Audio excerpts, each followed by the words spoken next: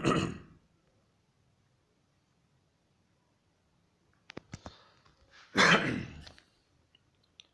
اللہ الرحمن الرحیم۔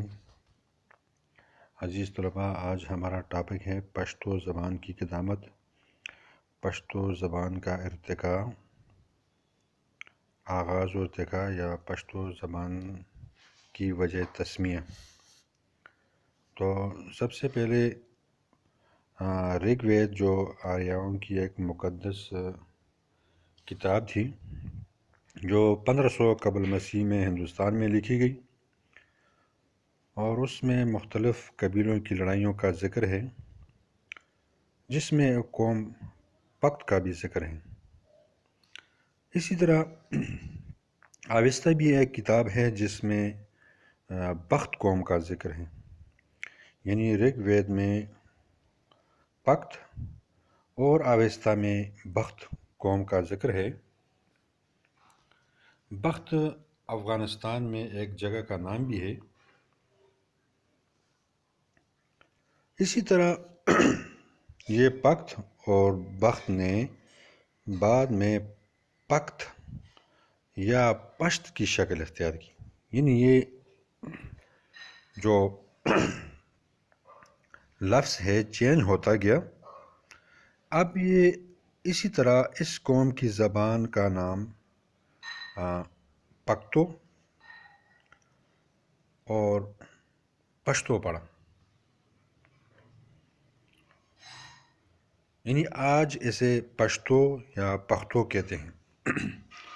ایک نمبر پر آپ دیکھ رہے ہیں رگ وید 1500 قبل مسیح پکت، اور دوسرے نمبر پر آپ کو اسکرین میں نظر اوستہ 1000 قبل مسیح بخت۔ اس طرح تیسرے نمبر پر ہے، میں نے لکھا ہوا ہے، آپ کو نظر آ رہا ہے ہیروڈوٹس،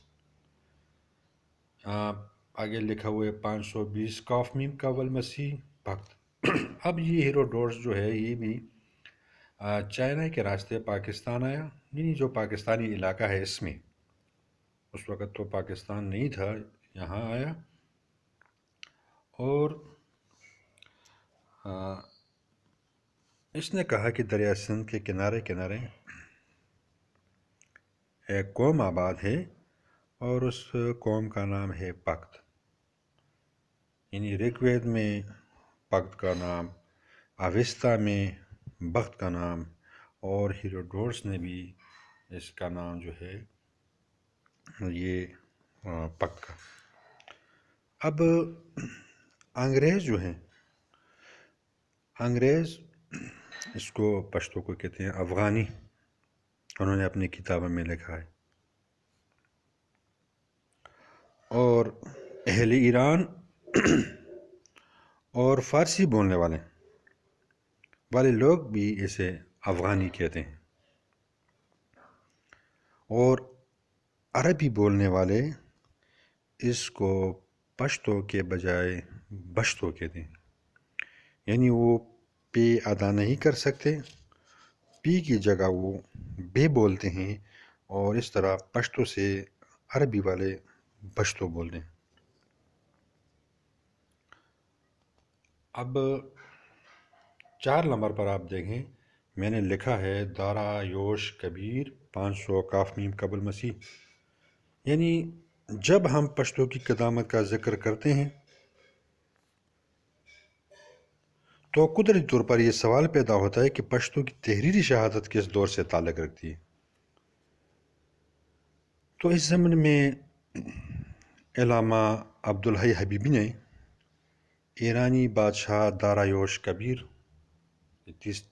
4 نمبر پر دیکھیں میں نے لکھا ہے دارایوش کبیر کہ ان سنگی کتبوں کا ذکر کیا ہے جو 516 قاف میم میں میخی رسم الخط میں کندہ کیے گئے تھے، یعنی کھدائی کے دوران داریوش کبیر کے زمانے میں جو پتھر نکلے، جو کتبے نکلے ہیں، اس پر علامہ عبدالحی حبیبی کے مطابق وہاں پر 3 جملے یا مصرے ایسے پائے گئے ہیں جن کے ہجے آپس میں ملانے سے پشتو بن جاتی ہے۔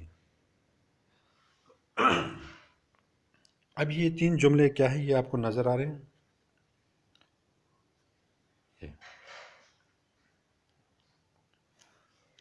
یہ تین جملے جو ہے نہ اڑکوم، نہ دروغجنوم، نہ زورا کڑوم، تو یہ تین جملے جو ہیں یہ پشتو کے ہیں۔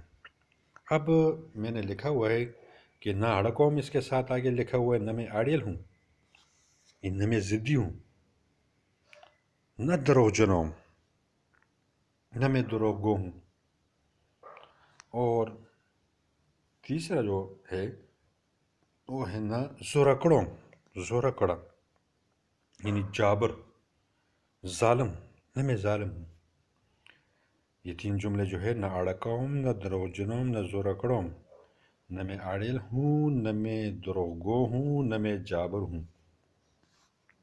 تو یہ تین جو مصرے ہیں، یہ تین جو جملے ہیں، یہ ہمارے پاس ایک تحریری شہادت ہے جو دارا یوش کبیر کے زمانے میں ہمیں ملے۔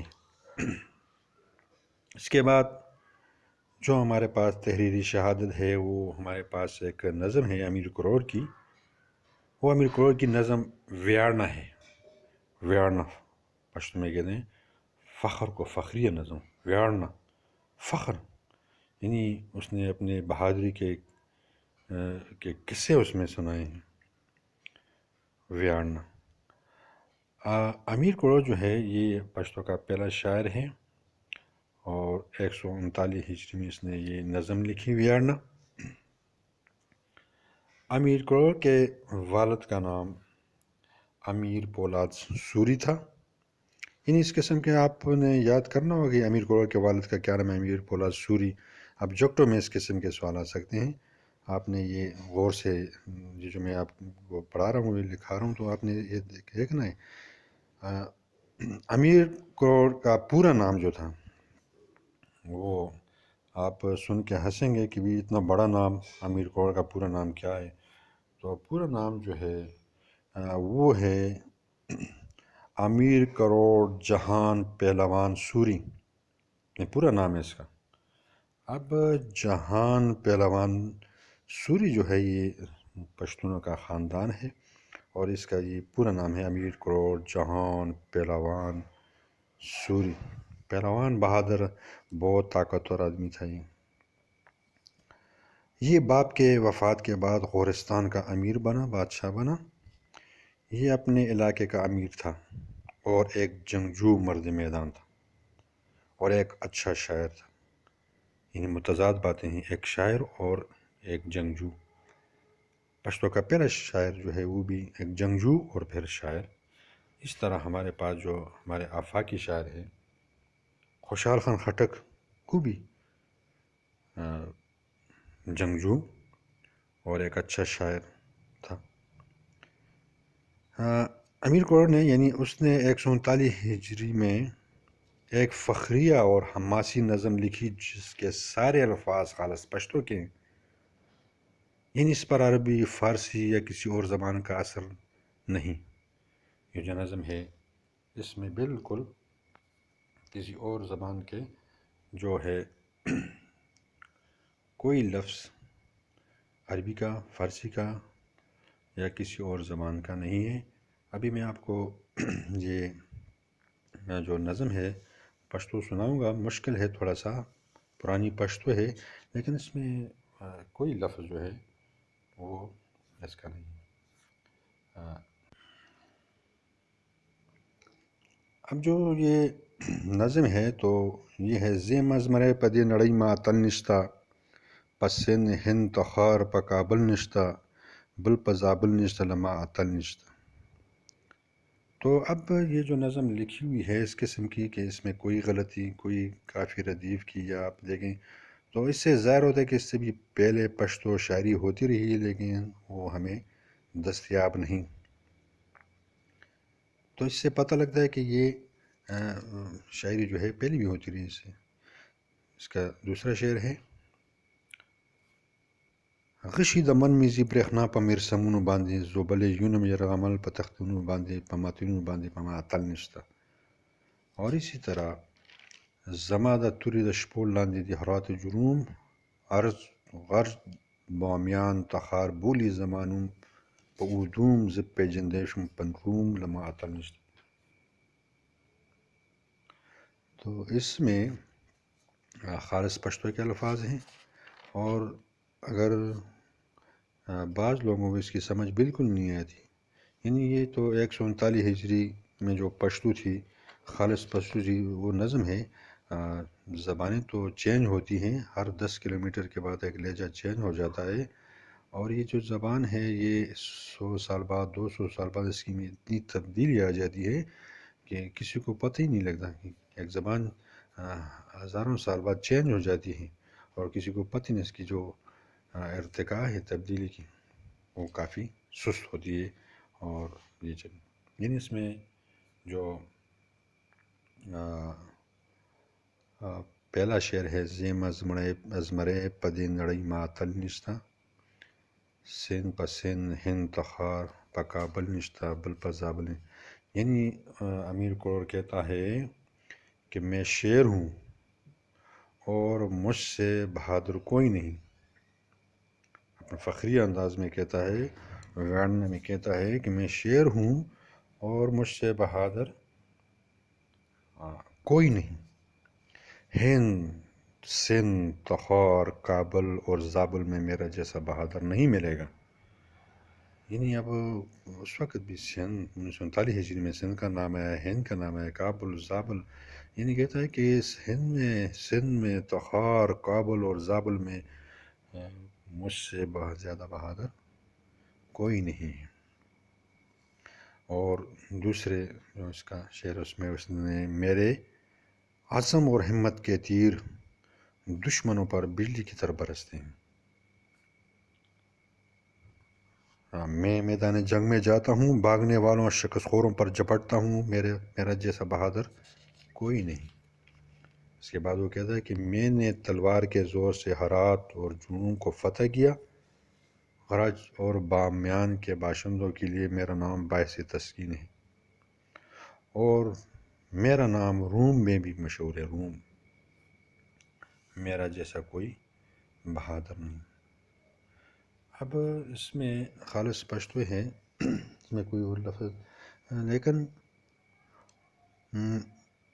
اس وقت تو پشتو زبان میں کسی دوسرے زبان کے الفاظ نظر نہیں آتے، خالص پشتو کے الفاظ ہیں۔ ہمارے جو پشتو میں جو عربی فارسی یہ جو الفاظ آئے ہیں، وہ محمود غزنوی کے دور میں پشتو میں فارسی کے الفاظ شامل ہو گئے۔ وہ کس طرح؟ جب محمود غزنوی نے پنجاب پر حملہ کیا تو دارالخلافہ لاہور بنایا، اور اسی طرح محمود غزنوی کے حملے سے یہ جو پشتو کی جو شاعری ہے اس میں باقی زبانوں کے الفاظ آ گئے۔ تو محمود غزنوی نے جب پنجاب پر حملے کیے تو دارالخلافہ اس نے لاہور بنا، اور محمود غزنوی کے ساتھ جو فوج تھا اس میں ترکی، پشتو، عربی، فارسی بولنے والے تھے۔ یعنی جب یہ لوگ پنجاب گئے تو وہاں ایک زبان پراگرت بولی جاتی تھی، یعنی پراگرت اس زبان کو جو مقامی ہوتی، کوئی مقامی زبان ہوتی اس کو ہم پراگرت کہتے ہیں۔ تو ان لوگوں کی زبان جب وہاں مقامی زبان پراگرت سے ملی تو قدیم پنجابی بنی، اور اس قدیم پنجابی سے پھر جدید پنجابی بنی۔ قدیم پنجابی قطب الدین ایبک کے دور میں دہلی گئی تو اس سے اردو بنی، اور پھر وہاں علاء الدین خلجی نے دکن پر حملہ کیا، اور دکن میں ادب تخلیق ہوا، اور پھر دکن سے واپس ادب دہلی آیا۔ تو اب اسی دوران جو پشتو میں جو ان کے الفاظ آ گئے، عربی فارسی گئے، ہمارا پیارا جو غزل گو شاعر ہے اکبر زیمی داور، اس کے اشعار میں، اس کے غزل میں یہ باقی زبانوں کے الفاظ استعمال ہوئے۔ اس کے بعد آپ دیکھیں کہ نمبر 6، نمبر 5 پر میں نے امیر کور، یہ آپ نے پڑھا، اس کی نظم آپ نے پڑھی۔ اب نمبر 6 میں نے لکھا ہے، آپ کو یہ نظر آ رہا ہے، ملک خالو کا ٹپا۔ تو یہ بھی محمود غزنوی کا زمانہ. اب پشتو کی جو قدامت ہے، جو تحریری جو ہمارے پاس یہ ہے کہ پشتو کی قدامت ہمیں پشتو ٹپا سے بھی ظاہر ہوتا ہے. یعنی جب محمود غزنوی کے حملے جاری تھے تو اس وقت ایک قدیم پشتو ٹپا میں خالو نام کا سردار اور اس کے لشکر کا ذکر ہے. یعنی ایک ٹپا ہے، اس میں یہ ملک خالو جو میں نے لکھا ہے اس ٹپے میں ملک خالو کا نام کا ذکر ہے اور اس کے لشکر کا ذکر ہے. تو سلطان محمود غزنوی کے لشکر میں خالو نام کا سردار تھا جو درہ گومل کا باشندہ تھا. ہندوستان کی فتوحات کے سلسلے میں جب محمود غزنوی کا لشکر درہ گومل پہنچا تو اس موقع پر ملک خالو کی منگیتر نے یہ ٹپا گایا تھا. یعنی جب اس کا لشکر افغانستان سے وہاں سے آ رہا تھا، درہ گومل پہنچا تو ملک خالو جو تھا یہ درہ گومل کا باشندہ تھا، وہاں کا رہنے والا تھا، اس کی منگیتر تھی. تو آ کر اس نے ایک ٹپا گایا. پشتو میں کچھ اس طرح ہے: چد خالو لخکر راشی. پہلا مصرع: چد خالو لخکر راشی زب گومل تا دخپل یار دیدن لزمہ. زب گومل تا خپل یار، یعنی ترجمہ اس کا یہ ہے پہلے مصرعے کا کہ جب خالو کے لشکر آئیں گے، پہلا مصرع، تو میں اپنے محبوب کے دیدار کے لیے گومل جاؤں گی. یعنی درہ گومل کو. اب محمود غزنوی کا زمانہ ہے، وہ آ رہا ہے اور ہندوستان پر حملہ. تو اس سے اس ٹپے کی قدامت جو پشتو زبان ہے اس کی قدامت ظاہر ہوتی ہے کہ یہ محمود غزنوی کا زمانہ کون سا تھا. آج سے 1000 سال پہلے. تو یہ ٹپا جو ہوگا یہ آج سے 1000 سال پہلے کا ٹپا ہوگا، اس کی قدامت ہوگی. تو اس سے پشتو کی قدامت یعنی اس ٹپے کی قدامت 1000 سال پرانی ہے. ایک تو یہ بات ہے. لیکن دوسری بات ہے کہ بعض ٹپوں میں رسموں کا ذکر ہے، کچھ رسومات اس میں ہیں جو ٹپا کو قدیم صنف ظاہر کرتا ہے. مثلا ایک ٹپا ہے، اس میں رات کے وقت پھولوں کی کٹائی کا ذکر ہے. یعنی پھولوں کی کٹائی ہو رہی اس میں.